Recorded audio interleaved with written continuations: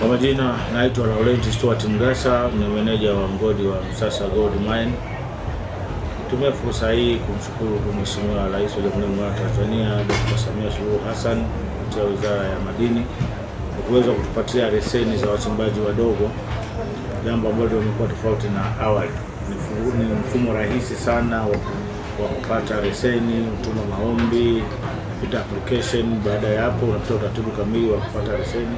Na sisi tulifuata utaratibu huo tukapata leseni. Tunashukuru kama ndugu habari kwa jinsi mlivyoona mgodi wetu. Kiukweli tunashukuru Mungu kusaidia kupata riziki, na pia imesaidia riziki kwa watu wengi wa makundi tofauti.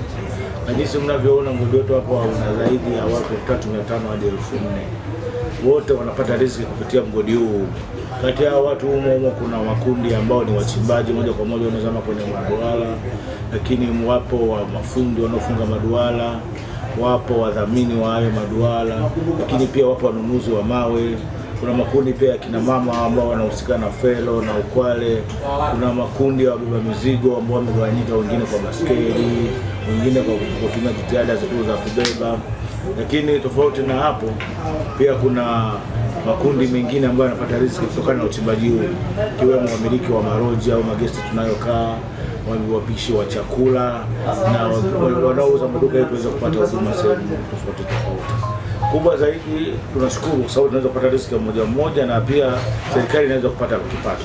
Hivyo mgodi tunashukuru sana. Kwa sasa maeneo yetu ya wilaya ya Bukombe ndio sehemu ambalo tunaweza kuwa na makusanyo makubwa, kwa maana ya kodi ya serikali mpaka sasa inaweza kuwa zaidi ya milioni 250 na kuendelea ambayo inapatikana hapa. Lakini halmashauri zetu pia zinakusanya NSSR kupitia hapa.